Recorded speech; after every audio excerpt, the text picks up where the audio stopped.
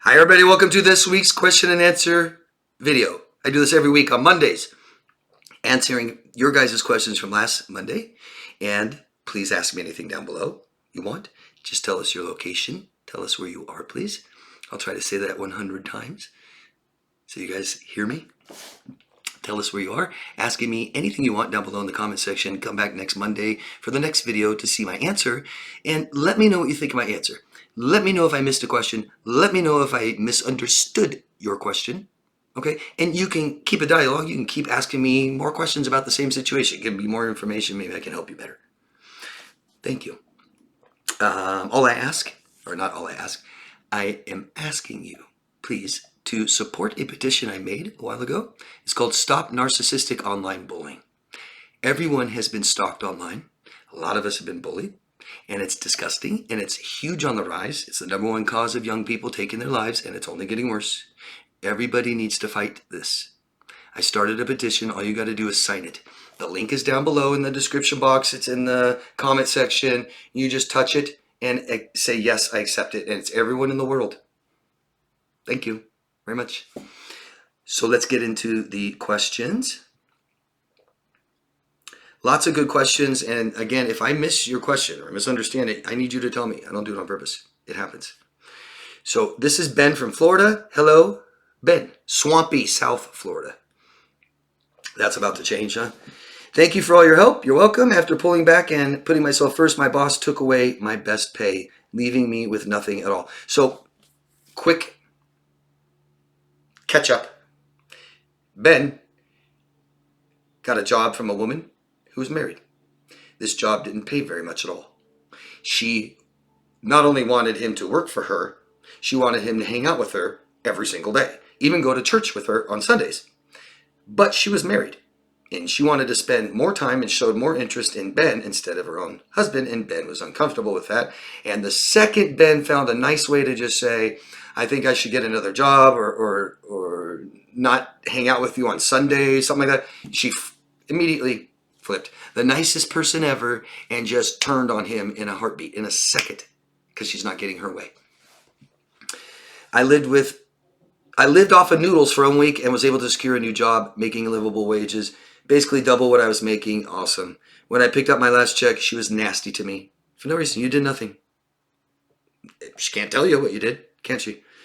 It's funny how in 1 week I went from the most interesting man she had ever met. She said that. I find you more interesting than my husband, I think she said. Yeah, you knew where that was going. And her words, to nothing but trash. I couldn't have done it without your support, David. Thank you. Yes, you could have been. Yeah, you could have, but thanks. You did do it. You did it. I didn't do it. If I give you some suggestion or something, I mean, thanks, but don't give you the credit. Because it would be my fault if it didn't work out, right? Good, Ben. I can't remember what I wrote, but you stayed true to what you value and realized that this was toxic. You protected yourself and you lived off of noodles and did whatever it took to get out of there and get a new job. I don't know how old you are, Ben, but I hope you recuperate for living off of noodles for a week and eat a lot of healthy stuff. Yeah, maybe even take some vitamins, minerals. Good job. I hope you feel good about yourself, Ben. I'm telling you guys, period. Know what you value, your morals. And if you stay true to those all the time, you will feel good about yourself no matter what. No matter how bad a situation is, no matter what somebody did to you, you'll still imagine the difference of just always being able to feel really good about yourself. Rory from Ohio. Hello, Rory. Thank you so much for posting that audio video. I found it very disturbing that someone would go on for that amount of time abusing as he went along. Really? 22 minutes.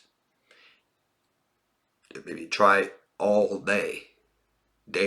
These people will just go on and on and on because they can't ever figure anything out. They have so much shame they want you to believe it's your fault. They're not really trying to work anything out. Yeah, I've heard it going on for much more than 22 minutes. What I heard from her whenever she would interject was someone choosing her words, all measured so as to not make it worse, walking on eggshells. Which I know doesn't work because nothing we say or do can make a difference. It would really be great if you would do a live chat pertaining to that audio video where she can answer questions and comments. Do you think you will? Oh, I didn't see that part. Oh, you didn't say she. Okay. I love when you say abuse is abuse. Thanks, David. Thank you, Rory. There's going to be some changes coming up soon. I'm building a new set and studio right now. I don't know if I'll get it done by the end of the year. I'm hoping, but at the very latest, January. And when I do this, I'm going to start doing more live videos with other people, and I think I'm going to start adding and doing commentary on videos and stuff like that. I think I can show you guys a lot more, and doing live videos answering questions live. So, and I think that's a really good idea. I will do that. I will play this audio video again, and I will commentate step by step and answer people's questions. Thank you, Rory. And Willa from New Jersey says, was never talked about growing up. I had health and biology class and romance novels. I did a questionnaire. Did your parents ever give you the talk? And at what age? 62% said never. That's all neglect, all abuse. And the other 38% who claims that they did, I bet majority of those really didn't do a good enough job. But Willa says, was never talked about growing up. Of course not. I had health and biology class. That's great. Yeah, let a health teacher and a biology teacher that teaches little kids teach your children about your body changing and masturbating and sex and dating. Gee, it's just disgusting. Babies and romance novels. Relationships are not like romance novels. Great Q&A, David. No, they're not, Willa. Learning about our bodies and sex and relationships from romance novels is a sure way to set ourselves up for failure. Thank you, Willa. Ja from Minneapolis, Minnesota. Haha, you're just the best, David. Thanks for addressing the past NPD video. You're talking about the audio too. Oh, and also thank you for mentioning histrionic. I asked a question about my aunt a few weeks back about being a center of attention. That helps direct me where to focus my research and deal with my limited interactions with her until I can go no contact. Great. Thank you. Thanks for telling me. And Daniel Wright. Don't know where you're from. Let us know your locations. Let us know where you're at, guys. Happiness, question mark. In my experience, it's like a hummingbird in a meadow of flowers or a butterfly. It's not a permanent state. You're correct. As near as I can tell. You can set up the conditions for its return. That's it. It's not permanent. Purpose is permanent. Happiness is fleeting. Keeping it is a delusion. Oh, Dan from Nebraska. Thanks, Dan. David, even with therapy, it's hard to dampen her from my thoughts. Any ideas? Never have I had this much trouble after a breakup. Ruminating thoughts. Yeah. Someone else asks about it in another question or two later, something like that. So I'll just, if you don't mind, Dan and everybody, waiting until I get to that question, and I'll just address it all at once. Rumination. Thank you.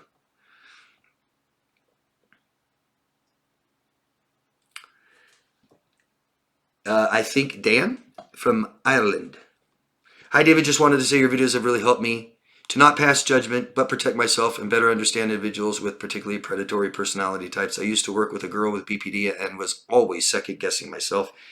Oh yeah, even a coworker can screw you up. She was constantly gaslighting me, and then I assumed all people with BPD were bad. No, nobody's bad. People do bad things. Now I'm delighted to say I have a best friend with BPD, and she's a wonderful person. Wow. Interesting.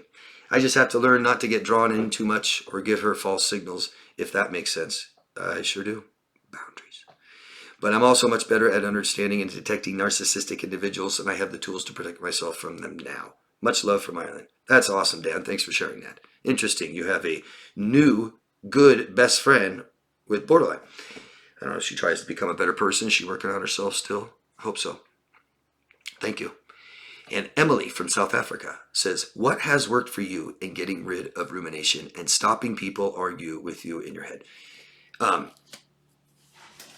What have you tried, Emily? This isn't the first time you've asked me. This isn't the second time you've asked me, and I've answered them all the other times. What have you tried? What have you done? What do you do? Literally, tell me, what do you do about rumination? And also, hearing other people's recommendations and suggestions, do you include any of those?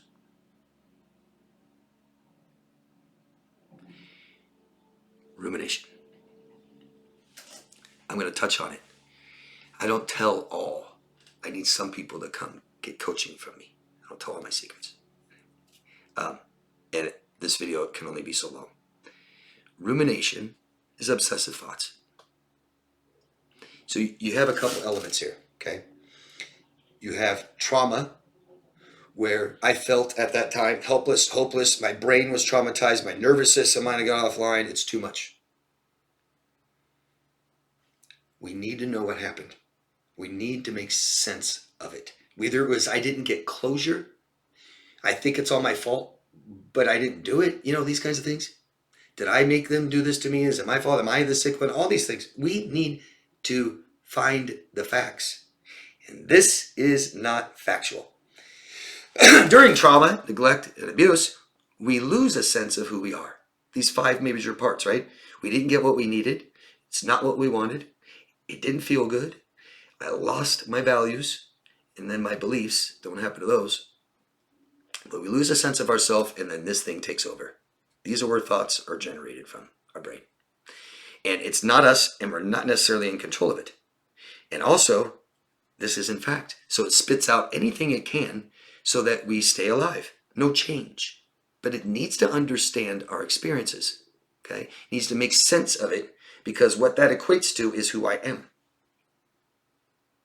In other words, if an experience I had lowered my self-esteem and my self-respect and my self-worth, I need to bring those back up. It's not something I purchase. It's not something somebody else does or gives to me. I need to do that. And making sense of my experiences will help that. Not making sense of my experiences diminishes these things. Okay? So we have the element of I lost a sense of myself and I need to understand my experiences, whether it's, like I said, closure, things like this. And so we keep trying to figure this out. And these things keep spitting out stupid things that aren't true. And since we lost a sense of ourselves, we have so much self-doubt. The other element of rumination, the obsessive thoughts, it's obsessive. And the more we obsess, the less we are happy where our lives are. So obsession is really about having no life. People that obsess on other people, they have no life. Teenagers, right? Teenage girls that don't even like boys their age, maybe have a friend or two, but they can't really do anything but sit in their home and be on the phone or something. Yeah, they obsess. They obsess on people. And the only thing that can stop that obsession, one element that has to stop, is I have a life now. I've got friends and another girlfriend or boyfriend. I got a good job and I'm pretty busy now, so I don't have much time for rumination. See that? So increase your personal life. Start figuring out who you are. Start working towards things that you want. Increasing our social life, things like this. But the other part is we need to make sense and understand our experiences. And that's where professional help comes in. If you want it to stop, if you want it to go away, hire me or someone that knows how to treat that. Okay? Thank you, Dan. Thank you, Emily. Victoria from the Bay Area. Hi, Victoria. I was watching a 5-year-old girl slap her mother in the grocery store. Her mother responded by saying, "You don't hit me," while she hit her daughter's hand. How can you teach your child not to hit when you're hitting the child? Well, what you teach is, I'm better than you. Don't do as I do, only do as I say. That doesn't work, does it? We are role models, and kids are sponges and soak up every little thing they see. Kids also internalize everything. If you make a child feel bad and don't deeply explain to that child why they felt bad, it's not their fault, I'm sorry, they internalize it as shame. Enough shame, then they don't look at themselves. They don't change behaviors. We use capital punishment to teach people that murder is wrong. Is murder wrong, or is it right? Morally, I think murder is wrong. That's why I don't support capital punishment. And I don't like the fact that my country does it under the guise of that's what we want. I don't know. I don't remember the last poll taken. I doubt it. And anybody who thinks that's right, you go pull the trigger. Why make someone else do it?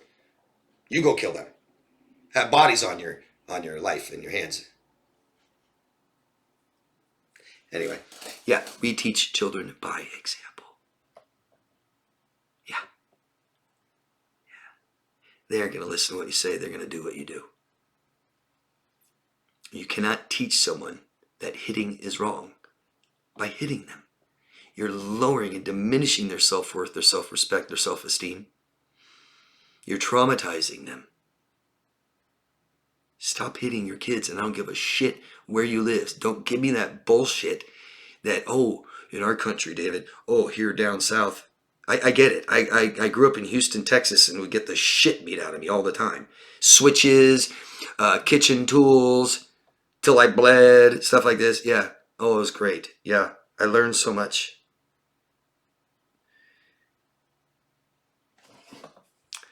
Yeah, I agree with you, Victoria. It's wrong. Healing Family from California. Hi. I remember my ex-fiance not sleeping the whole night and wanting to sleep during the day.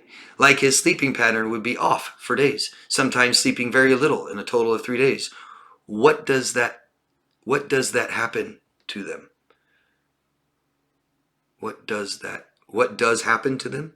Or what causes that? It's stress. Yeah. People with personality disorders, assuming he's got one, toxic, they can't deal with stress. They can't even deal with stress in relationships, stress with work, things like this. Can't do it, can't handle it. That means their nervous system doesn't work properly, and the sympathetic nervous system has an abundance of stress chemicals, just like you guys, and our parasympathetic nervous system is dead. No more good feeling hormones, just stress. Prolonged stress is what causes this trauma. So he's reacting to it. He gets an abundance of cortisol and adrenaline and a few other stress chemicals and can't sleep. Keeps him up all night. Then you add the element of depression, which long-term stress causes, anxiety and depression, and you sleep during the day and stay up at night. Don't do that. If you guys want to be depressed, stay up at night and sleep during the day, and don't tell me you like it. No, you don't. No, you don't. We care about being a part of society, and if you aren't going to be a functioning member of society, you are going to be depressed. And so all the things that make us not part of society causes depression. And every time we have depression, we want to do things that are not part of society. It's a disgusting, nasty cycle. It's awful to get out of. Hard. Get up in the morning, shower, bathe, put on clean clothes, clean your house, cook a meal, and go to bed at night. He doesn't. He has problems with this because of stress. Probably has a stress disorder. PTSD. Oh, you have another question here. Thank you for your answers. Much appreciated. Much thanks. If someone with a mental illness can have comorbidity, can they be like a borderline narcissist and antisocial? Can they have even more? What is the most you have known or seen in one mentally ill person? Hope it's clear. I wasn't sure how to word it. Yeah. So when it comes to diagnosis, a professional will figure out eventually what their primary diagnosis is. The biggest, right? Like if you have OCD and you are also diagnosed with borderline personality disorder, the borderline is going to be your primary diagnosis. And under that, you have OCD. Very common. You might have eating disorders and addictions. Severe mental illness like personality disorders and CPTSD is almost like an umbrella for other mental illness. There's going to be other mental illness. When it comes to comorbidity of personality disorders of the 10, it's very common to have 2. I've heard of 3. I've never heard of more, but I know it exists. It's not a weird thing. It's not who you are.